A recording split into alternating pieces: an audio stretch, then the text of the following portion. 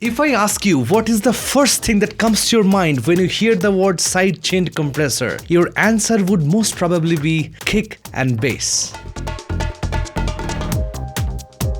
It's great because it does help your kick and bass, but it's really unfortunate that most of us never really try to understand what a huge potential sidechain compressor has beyond its typical YouTube use case of kick and bass.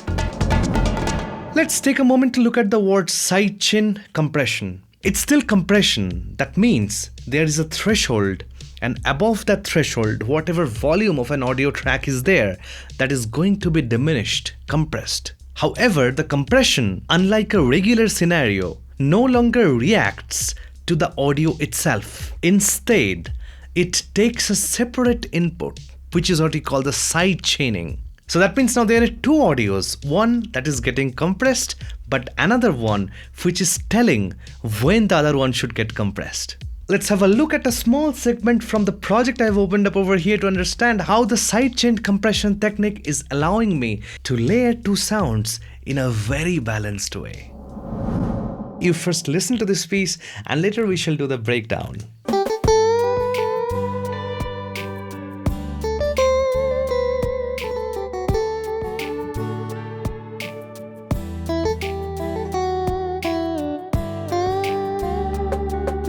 Now here, I would like you to first have a look at how I've grouped these tracks, okay? A back, a mid, and a front. Now what do these mean? Well, it's actually very straightforward. The back is a group where I'm putting the instruments that are supposed to be at the back. That means the chords in general. The front is obviously the main melody that is playing. That can be the main instrument for your prelude sections, etc. Let me color these elements for an easier identification. The back, let's go with this color because it's a little less brighter. And for the front, let's go with this purple color, which is way more brighter. Now you can hear me telling the word bright. Brightness can be introduced through EQ. I spoke about it in my video, Philosophy of EQ. You should definitely check out that video. It talks about how simply modifying the higher frequency components using an EQ can give you the sense of something being closer to you compared to far from you. However, in this case, we are trying to achieve this balance by relying more on sidechain compression instead of EQ. Now the back and the mid, I would open them up on the mixer and you would be able to see that they are compressors as the first insert. Both of these compressors are actually a copy of each other, and what they're doing is they're sidechaining with bus number 2. And bus number 2, my friend, is the front channel. You can see it's bus number 2.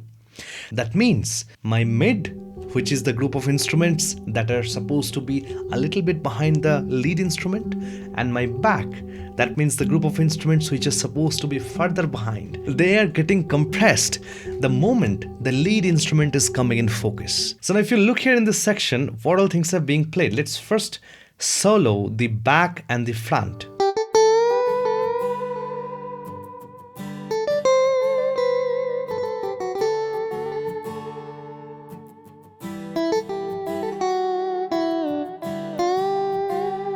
Let's look at the compressor, what it is doing, alright? So here is our sidechain compressor, which is applied on the guitar chords, but the sidechain source happens to be the guitar lead. Whenever my lead plays,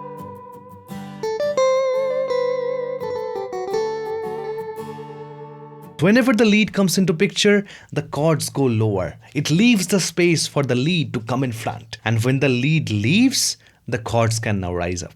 Let's see what happens if we take this sidechain compression away.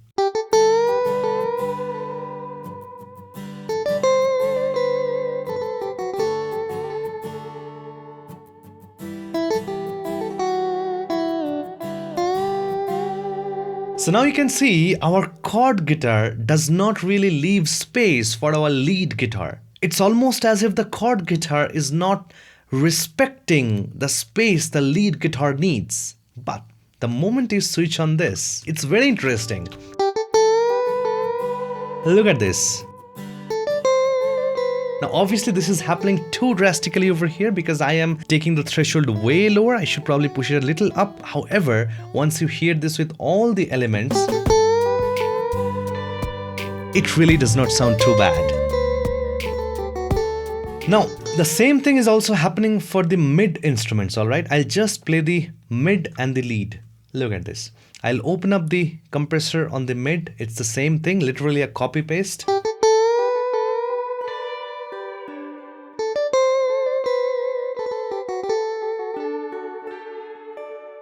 You can see the compression is actually taking place, but it's not really affecting the sound too much of the mid instruments. The reason being that the mid instruments are really placed in such a way that they fall in the gaps of the lead instrument. So it sounds like a pretty balanced sound as of now. What would have happened if we would have not applied any sidechaining at all? So let's try that out. I'm gonna take away the sidechain compression from both the back as well as the mid.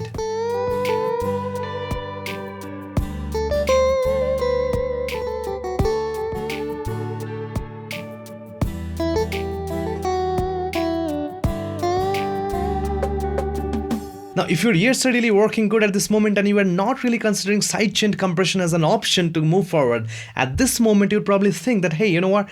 I need to push my lead up a little bit, or I need to take the chords down a little bit. But the moment you're trying to do that, you're introducing more issues. Why? Because when the lead is gone and the chord is still below, who fills that space? You would then start thinking about adding more reverbs, more delays, or more ear candy. You would start thinking of putting more and more elements to fill up the space, which shouldn't have been there in the first place. Had you actually considered sidechain compression as an option? And I'm not only using sidechain compression over here, I'm also using Sidechained Dynamic EQ over here, only on the mid channel. But that's a discussion for a future video. If you thought you learned something new today, let me know in the comments. Reading good comments really motivates the YouTuber within this musician.